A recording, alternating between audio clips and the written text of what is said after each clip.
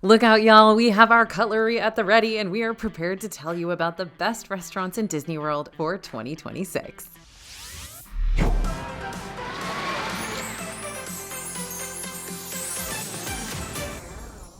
Hey everybody, it's AJ for Disney Food Blog. I love this time of year for DFB because this is when I get to start deep diving again into which restaurants the team and I agree are worth investing in for upcoming vacations. We have a lot of fun making these videos, so hopefully you have just as much fun sitting back and listening about all the different must-tries around property for 2026. But just to keep the fun going, even after this video wraps up, we do have a free top restaurants guide that you can also check out, which is formatted differently than today's video because it's going to give you more of a top 10 restaurant ranking in each park and hotel and Disney Springs, while today's video is going to be an overview of a lot of different noteworthy restaurants across different categories for you. So be sure to scan the QR code you see on the screen now to pick up that guide, or click on the link in the description for disneyfoodblog.com/top restaurants after this, and we're going to send it your way. And now, on with the show. Let's start off with the hottest restaurants of the season, the ones that opened just this year or towards the tail end of 2024, therefore still making them new in my eyes. In 2025, we got 3 new spots. First up, Geo82 in Epcot opened back on June 4th, 2025, and now serves as a sophisticated, adults-only, 21 and over, lounge tucked away inside the base of Spaceship Earth. So, like after you get off the ride and you're about to exit the Project Tomorrow area, you'll find the entrance for Geo illuminated in golden hues to your right. Geo's cocktail menu is stacked with choices that feel genuinely unique. The zero-proof cocktails also get their due here, and while they may be a lot more limited, the ones that are available have been clearly designed for the adults who are tired of theme park mocktails, having some sort of sugary lemonade base, and giving guests a more grown-up beverage option while still holding off on the booze. The food menu leans towards small plates with flavors that borrow from upscale global cuisine. Keep in mind that you will need to make advanced dining reservations for Geo82, and your group members will need to be at least 21 years of age to enter. Beacon Barrel over at Magic Kingdom opened on August 29th. Much like Geo82, this is another lounge that does require advanced dining reservations, but unlike Geo, it's a lounge that everybody can enjoy. All ages are welcome here. Beacon Barrel is themed around the classic Adventureland attraction Pirates of the Caribbean. As the story goes, legendary pirate rum runner Captain Meridian Mary Goldwyn has set up this lively pirate pub, while her first mate, Rummy, keeps an eye on everything from his roost near the top of the bar. The Beacon Barrel menu includes cocktails and pub-like light bites, including chips and dips and corn griddle cakes, and the Kraken's Catch, which is a drink that includes grilled octopus tentacles. And if anyone else is getting flashbacks to Disney's 50th anniversary when tentacle drinks were served at Be Our Guest restaurant because of the 20,000 Leagues Under the Sea connection, I'm with you. If you decide to pay Disney's partnering hotels Swan and Dolphin a visit, then you'll have the chance to eat at their new Bourbon Steak by Michael Mina restaurant, which opened on July 26th. The restaurant is open nightly from 5 to 11 p.m., offering a reimagined modern take on the quintessential American steakhouse. You got premium cuts of beef and seafood infused with global flavors, along with decadent signature desserts. Along with that, the Bourbon Steak Lounge also serves handcrafted cocktails, fine wines, and rare spirits, but the most important thing you need to know about this is that they give you a free fry flight at the beginning of your meal. Yes, you will get 3 different types of French fries when you sit down. It is awesome. Time to dip a little further back to the second half of 2024 when Disney's Boardwalk Inn was actually adding things instead of closing things, right? Remember when they opened the Cake Bake Shop? That happened right at the end of 2024, which has it all. It's got breakfast, lunch, dinner, it's got an attached grab and go bakery, it's got an afternoon tea service, it's got a champagne bar, it's got massive cakes, and it's got lots of glitter. And if you ever find yourself having trouble getting a reservation here through the My Disney Experience app, then use the Open Table website instead. That's where the majority of their reservations live, and you shouldn't have a problem getting one there. And Wailulu Bar and Grill over at Polynesian Village's new DVC Island Tower has really won me over this year in ways I was not expecting. This casual walk-up pool bar and grill shows off gorgeous views of Seven Seas Lagoon and Cinderella Castle at Magic Kingdom, while also featuring an all-day menu for lunch and dinner. That being said, specialty coffee and on-the-go morning pastries are also available during breakfast. On the lunch and dinner menu, you can grab things like sweet potato hummus and spiced ham musubi, as well as more substantial eats like sticky pork ribs and poke bowls, but the Wayfinder burger is what I keep coming back here for. The Wayfinder burger is made with 2 pressed patties, American cheese, onion jam, and volcano sauce on a sweet bun. And this is so good. It definitely rivals my favorite burger in Disney World, which of course is the Stack Burger over at Steakhouse 71. Don't worry, we'll talk about that in a second. Now, he's just a little guy, but Patty's Bar is right outside Raglan Road. It opened just this spring, giving you a cozy outdoor space to sit down and pick up one of the 12 beers on tap or something else from the bar. And getting ready to open up soon and looking great is a birdcage-inspired bar coming to the Grand Floridian lobby. The birdcage part is very important since it's replacing the resort's iconic birdcage decor that used to be here, so still going to be around in a sense. Just now, the reimagined birdcage is going to serve up drinks too. Grand Floridian construction in the lobby area, including that birdcage bar, is anticipated to last throughout November 2025, but it's looking good. One last thing I want to mention before we move on, there's the possibility that 2026 is going to bring us another brand new restaurant that comes along with a massive interactive game. Disney Springs is currently adding Level 99 in the old NBA experience / Disney Quest building, which is essentially a giant futuristic arcade and entertainment center. Along with all the challenges, obstacle courses, and escape rooms, Level 99 will also have a chef-crafted menu, including its award-winning Detroit-style pizza. This next set of restaurants might not be new, but that sure doesn't mean they lack personality. Disney World is good at not just creating restaurants, but creating experiences where you'll feel just as much a part of the story as the dining room and servers themselves. If you're looking for a royal castle immersive setting, you're going to want to book reservations for either Be Our Guest Restaurant or Cinderella's Royal Table, both in Magic Kingdom. Be Our Guest is a prefixed dining experience, meaning you'll choose one appetizer, one entree, and a dessert from a list of options, but no matter which ones you choose, you're going to pay the same price for the whole meal. The menu consists of French-inspired cuisine, but the real reason you dine here is because you get to dine inside Beast's castle, straight out of the Beauty and the Beast animated film. While Be Our Guest can book up quickly, it's really Cinderella's Royal Table that you want to be prioritizing advanced dining reservations for right when they open up 60 days before your visit, because those dining room seats fill up way fast.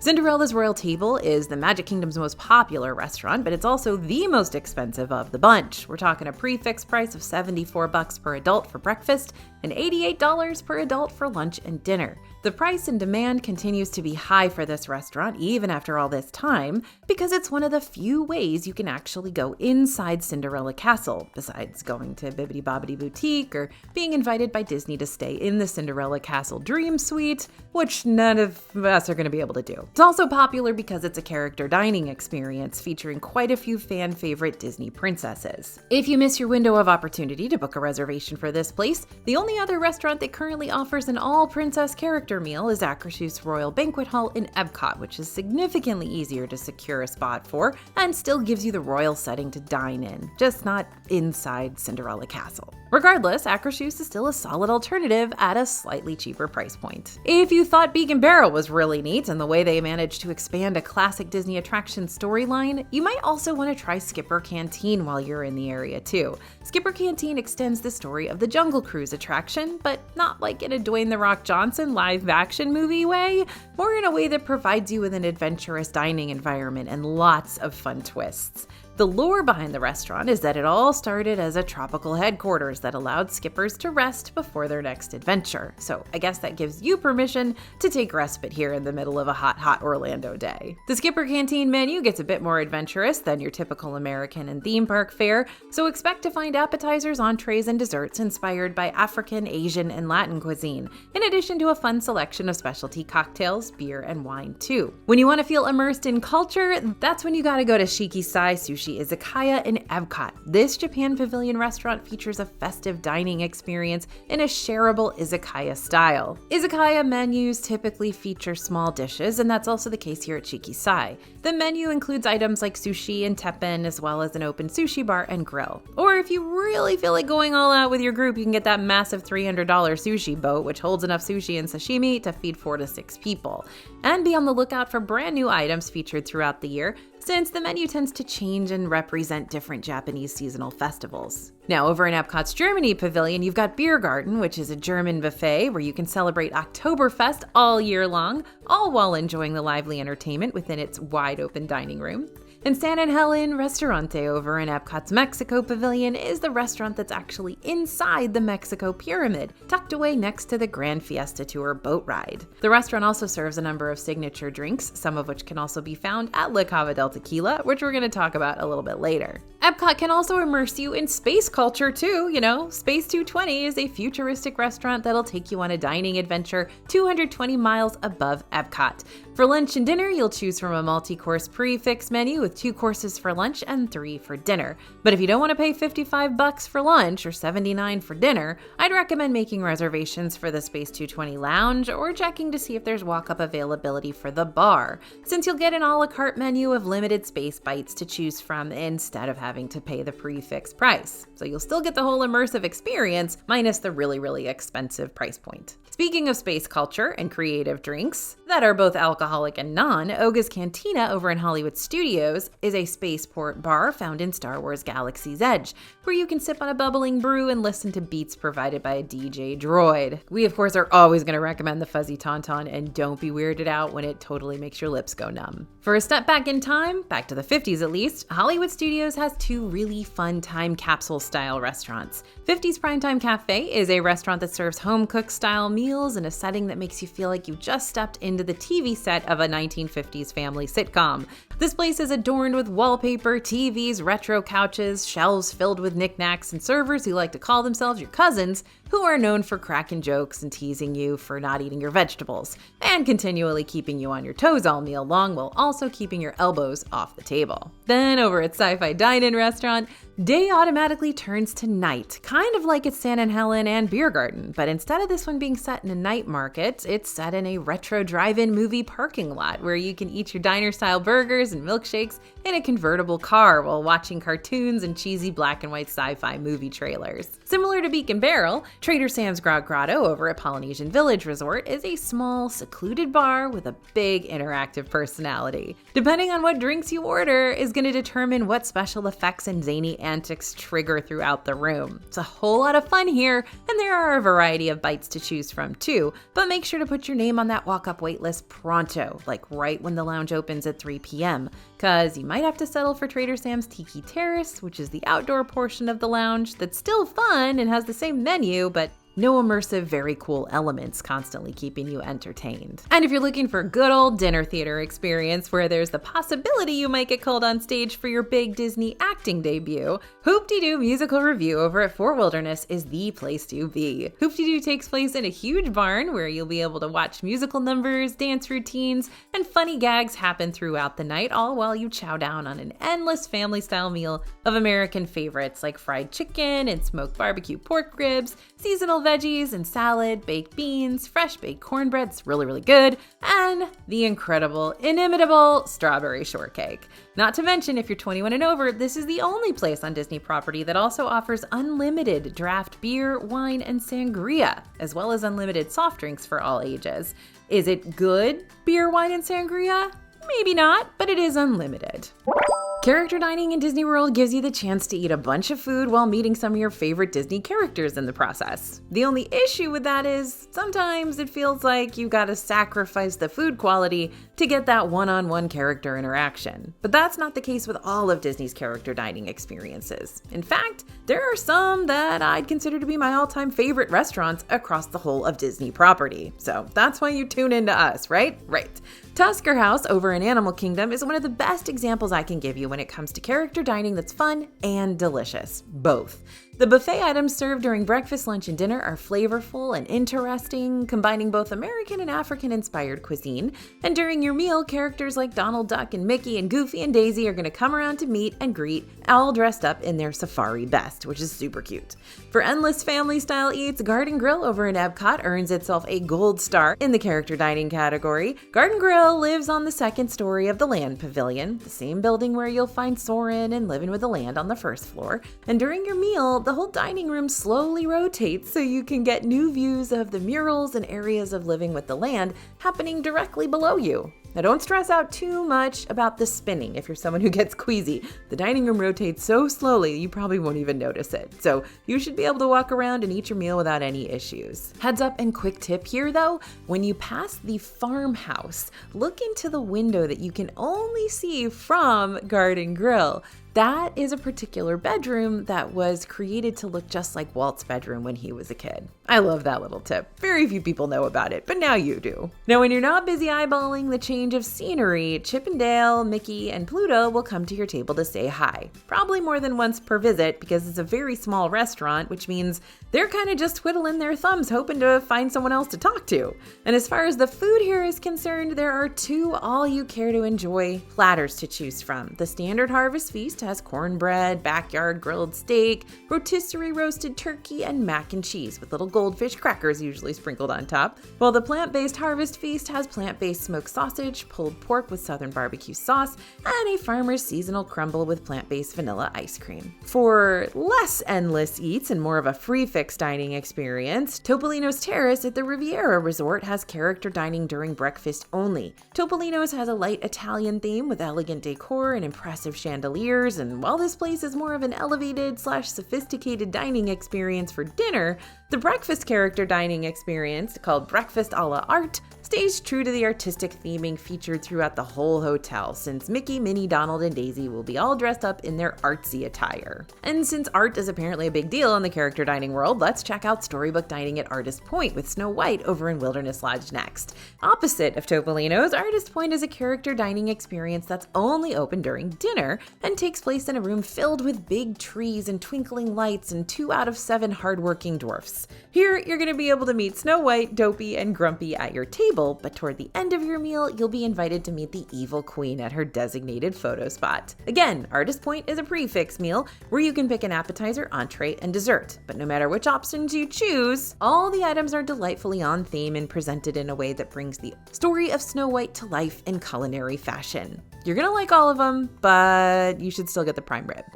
Now, in case Beacon Barrel and Geo82 didn't already make it clear, Disney is in its lounge and bar era, and we are here for it. While select lounges do require reservations, like the newest ones we mentioned before, many are walk-up availability only. And if you go to a nice restaurant that usually requires reservations and see that it has an attached lounge, you might be able to still experience the restaurant's menu for possibly a much cheaper price point than the main dining room will offer. There are so many lounges around the Disney World scene, but I'm going to very quickly list off some of our favorites that I haven't already talked about in the video and that don't require any sort of reservations whatsoever. First, La Cava del Tequila. This little Epcot bar in the Mexico Pavilion serves rare tequilas, unique margaritas, rare mezcals, as well as a few appetizing tapas like chips and queso, my favorite.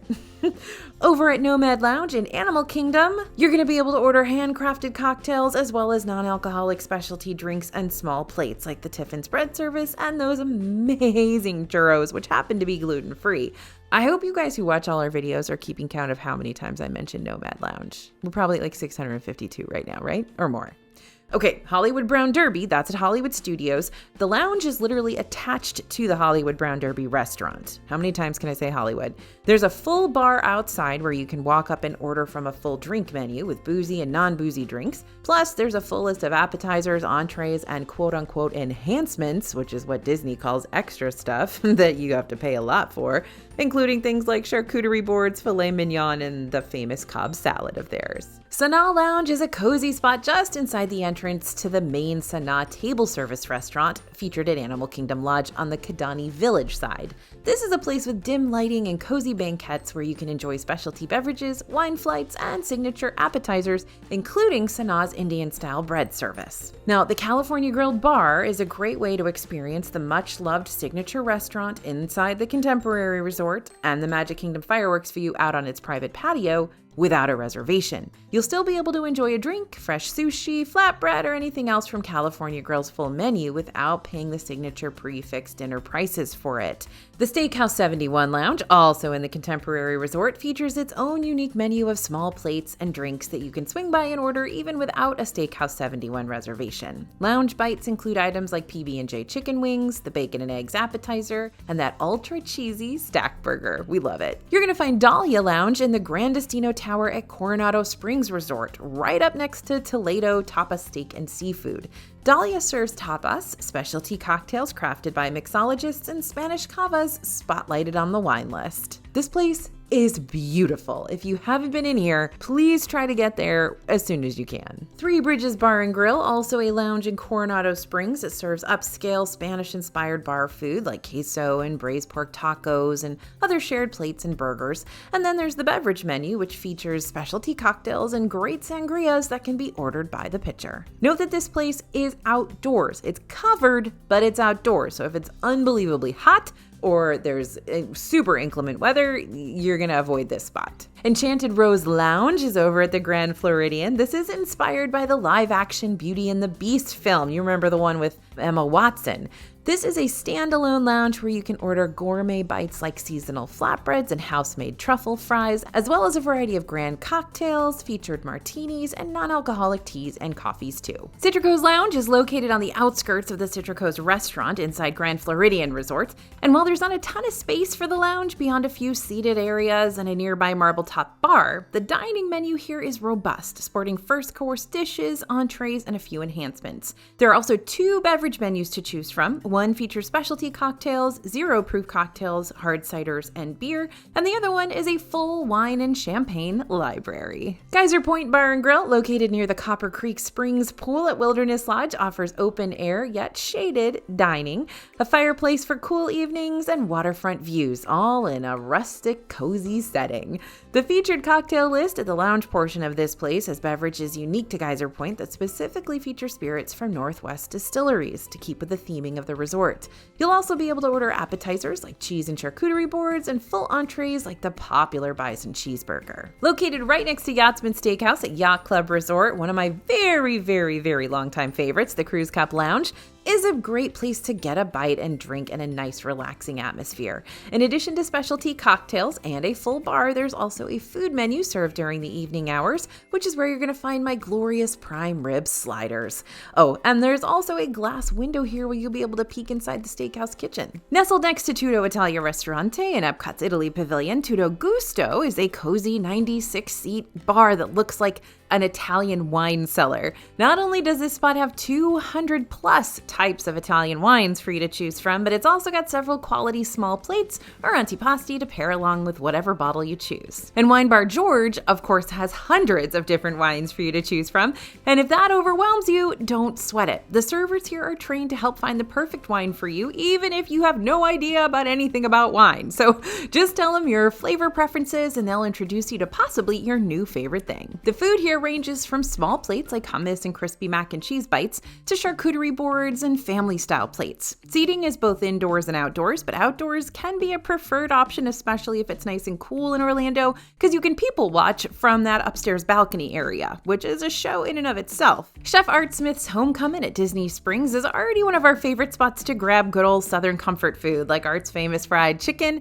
and the Church Lady deviled eggs. But back in 2020, Homecoming decided to up its game and add on an open-air patio called the Shine Bar and Social. Shine Bar is very similar to the Homecoming restaurant itself. You can still order off the main menu and enjoy that juicy tender fried chicken of your dreams, but the prime focus at the Shine Bar is of course the Shine on Tap, where you can grab a moonshine-based cocktail to enjoy in their outdoor seating area or on the go. And finally, we've got Jock Lindsay's Hangar Bar over in Disney Springs. This is a lounge based around the oft-trusted pilot for Indiana Jones. This travel and adventure-inspired place serves uniquely themed cocktails and tapas like the Air Pirates cargo-loaded pretzel, the snake bite sliders, why did it have to be snakes? The vodka-based Reggie's Revenge cocktail, and a ton more. And if you visit around the holiday season, don't forget Jock Lindsay's gets some fun seasonal overlays for its dining room for Halloween and Christmas, and some exclusive limited time menu options too.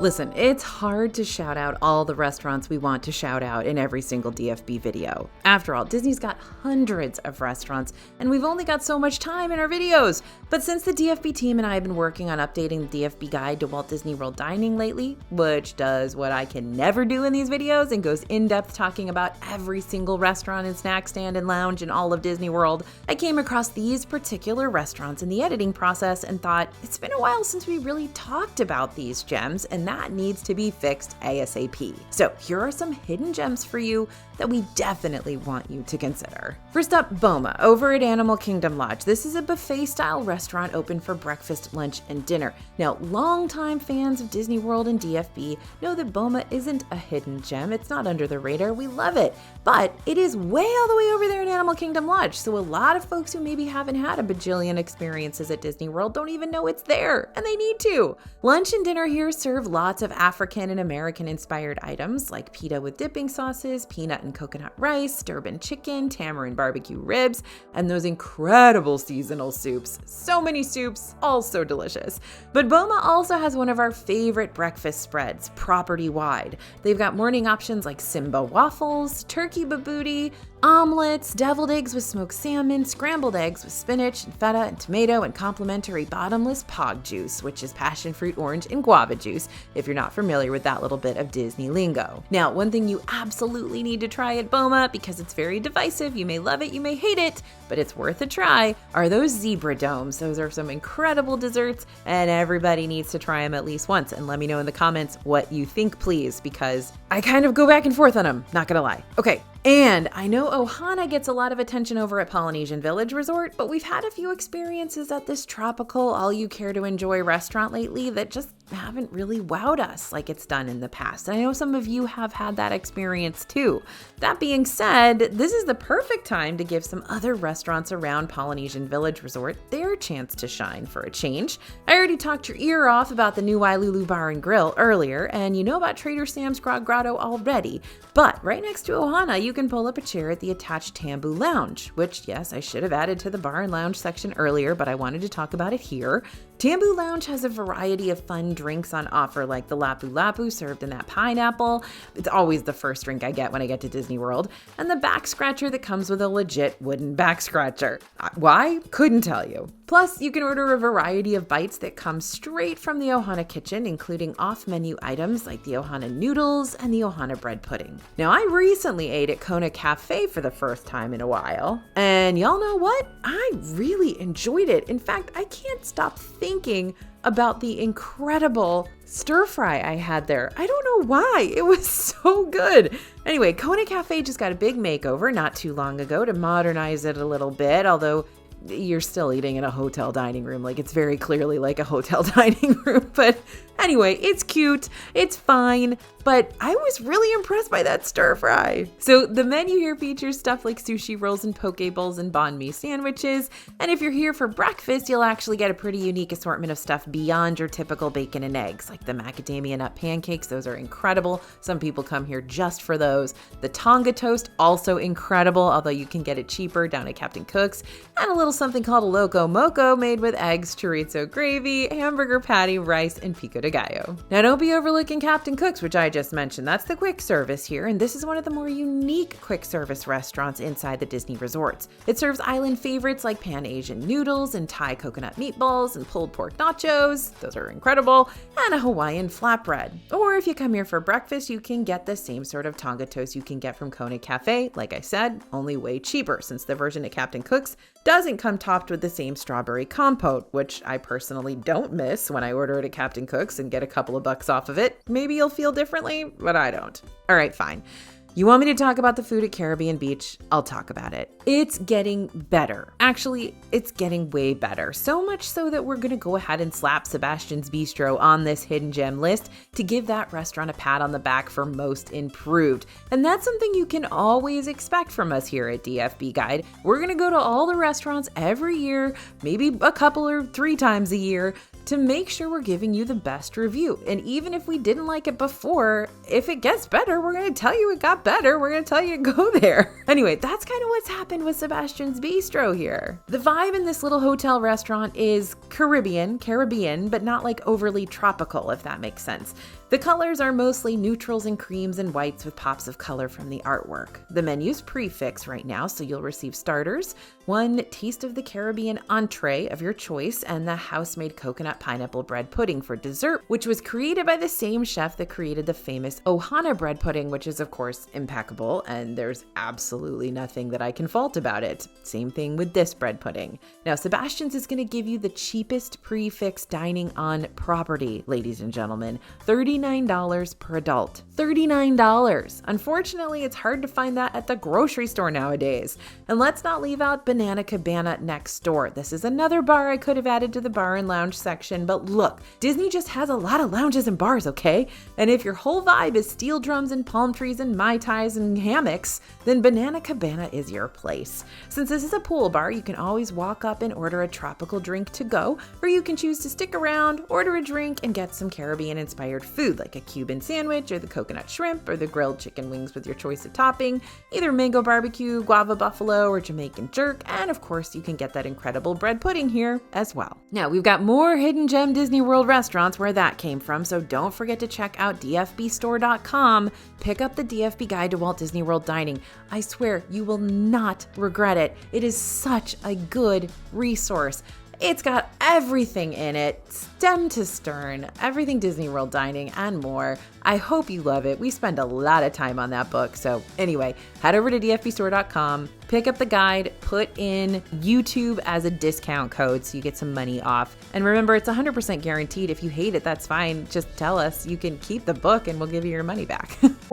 Okay, Disney's got a reputation for being an expensive vacation getaway. Not sure if you noticed that. However, Disney does have several quick services that you might find are not only affordable, but pretty tasty too. In fact, some of these quick services might have comparable prices to what you'd find at your local food joints back home. So just to really illustrate that for you, I'm gonna rapid fire through some of our favorite quick services on Disney property for you and show you their average entree price ranges so you can get a good idea of what you need to budget for. Ready?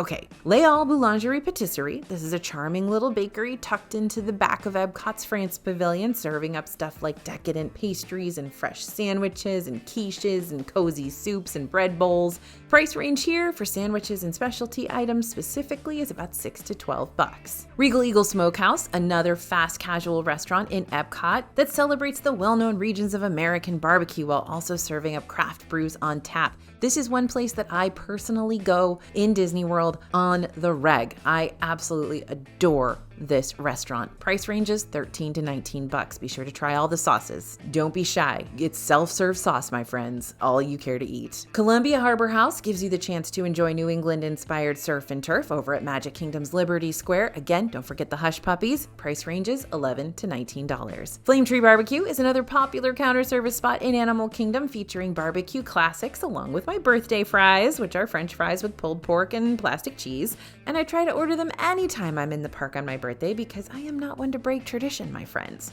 Price ranges $12 to $19. Satu'li Canteen, also in Animal Kingdom, has customizable bowls and cheeseburger pods along with unique drinks and desserts for lunch and dinner. Price ranges here $14 to $19. ABC Commissary in Hollywood Studios. I know, we still can't believe we're adding this to our best restaurants list. We're getting used to it though. Anyway, this is themed as a simple commissary for a production studio and has a quick service menu featuring entrees with an international flair, like street tacos, Mediterranean salads, and chicken sandwiches. Whoever the chef was that made it so that we actually like this restaurant, kudos and congratulations. Price ranges $11 to $14. Backlot Express, also in Hollywood Studios. This is my emotional support quick service when I am in Hollywood Studios.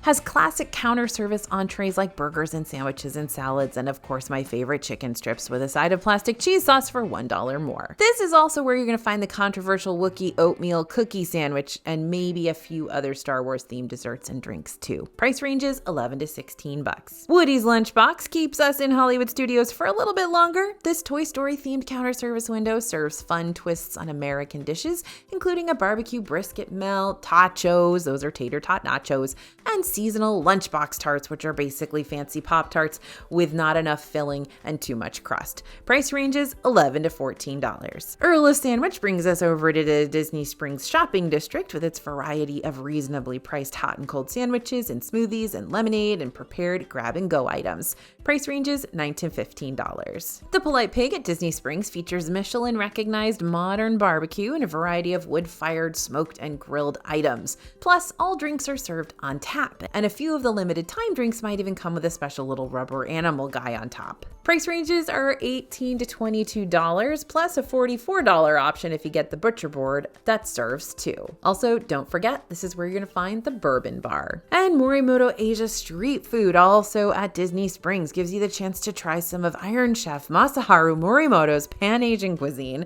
Who watched Iron Chef when they were kids? Like, I watched that show incessantly.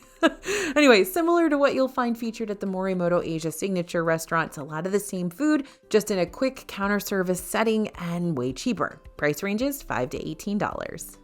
Okay, date night. It's just you and your special someone celebrating a romantic evening of being in love and being in Disney. Doesn't get much better, right? If 2026 is the year that you and your significant other will be taking that big trip together, here are a few solid restaurant date night options for you to choose from casual to ultra fancy. We're starting at Splitsville Luxury Lanes over there in Disney Springs. You'll find the massive multi-story building located in the West Side area. It's right next to a few other popular Disney Springs shops like AMC Theaters, so you can keep the date night fun going, and Everglazed Donuts for an end-of-the-night dessert. Splitsville's menu might be described as upscale pub grub. Here you're going to find an extensive menu of drinks, including a pineapple Dole Whip pina colada, as well as popular dishes to chow down on like burgers. But contrary to what you might initially think, when you realize that this is a bowling alley, you don't have to bowl to dine here, and you don't have to dine to bowl here. You can choose either activity or both, but it's important to make sure you know which experiences you're making a reservation for, because both dining and bowling are booked separately. Now, a little less casual but still relaxed, the Edison over at Disney Springs makes you feel like you've been transported to a lavish industrial Gothic 1920s power plant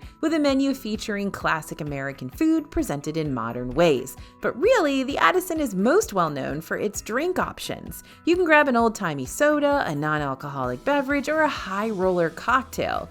And if you really want to impress your date, you might want to attend one of the many special events that the Edison hosts throughout the year, including their cocktail and mixology classes. You can visit the Edison website to see what might be available during your trip. All right, getting a little fancier, Le Cellier Steakhouse. To find Le Cellier inside Epcot, you'll need to walk through the gardens of the Canada Pavilion until you stumble upon the cave that is indeed the keeper of this signature restaurant. Le Cellier has a really distinct atmosphere with dark molding, low ceilings, dim lighting. Obviously, it's a cellar, right? So it makes sense. But it's actually very intimate and romantic, making it a great spot for a special meal with your significant other. Now, don't get me wrong, you're still in Disney World and you're in a theme park, so there will be children there most likely. Now at the top of the menu, you'll find a huge selection of appetizers like the artisan cheese and charcuterie plates and the Canadian cheddar cheese soup, although my go-to is always going to be the signature poutine and the Canadian cheddar cheese soup here. That's pretty much all I ever get.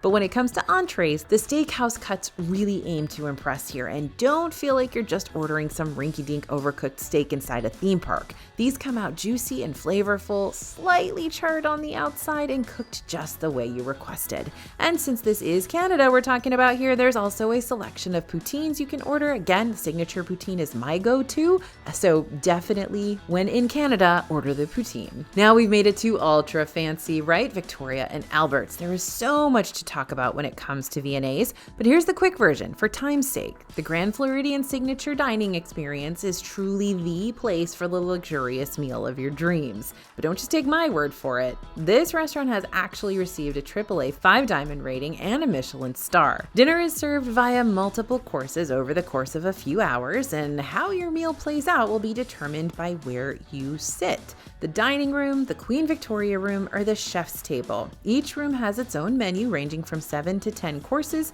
and its own prices, starting at $295 per person. So if you're really aiming to impress your partner in crime, this is the place to take them. Just make sure you both pack some nice clothes for dinner, since there is a pretty strict dress code that you're going to have to adhere to while you eat here.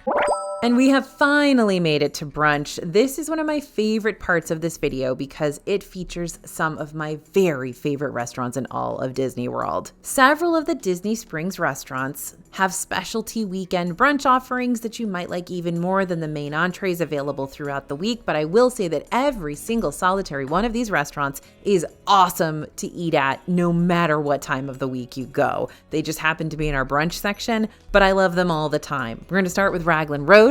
This has the rollicking Raglan brunch served on Saturdays and Sundays, which means you'll have the option to order from an exclusive brunch section, while also getting to see river dancing / live Irish music up on the main stage while you dine. On the brunch menu, you'll find options like pancakes and avocado toast and eggs Benedict, but they all will be elevated thanks to unique ingredients that make them way different from your classic breakfast. Plus, most of the entrees and apps have funny names that'll make you giggle on the inside while you're reading them to yourself. The nautical-themed Boathouse restaurant, which is usually known for its signature surf and turf and Duck Duck Raz cocktail, has a unique brunch entertainment option from 11 to 2 on the weekends. During the Captain's Sing-Along brunch, you'll be able to sing along and request songs from the dueling piano players as you nosh on exclusive morning options like crab cakes Benedict, chorizo breakfast tacos, and the Biscoff cookie waffle. Not every room has the dueling piano music, but if your room is lacking in the ivory tickling department, you'll still have music playing in your dining area that's lighter and goes along with the Boathouse theme. Now, Homecoming might not have the same live brunch entertainment that Boathouse and Raglan offer up, but what it lacks in singing and dancing, it makes up for in limited time weekend morning munches and moonshine.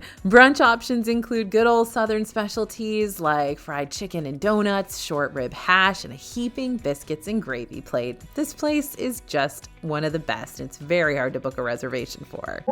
All right, we might be wrapping up this video, but there's still so much more we want to tell you about Disney World dining. I mean, come on. We didn't mention Takumi Tay. We didn't mention Monsieur Paul, Wolfgang Puck Bar and Grill. So many things that aren't even like in this video, y'all. So stay tuned. Check out some of our other Disney World videos already on the channel now. We got a fun ranking every park snack series currently out that you'll get a kick out of. And don't forget to download that free Disney World Top Restaurants guide over at disneyfoodblog.com/top restaurants. I promise it'll be worth it. I mean, it's free, so what is it really worth? But it's worth getting it and reading it. Thanks for listening, everyone, and thanks for watching. As always, this is AJ for Disney Food Blog, and we'll see you real soon.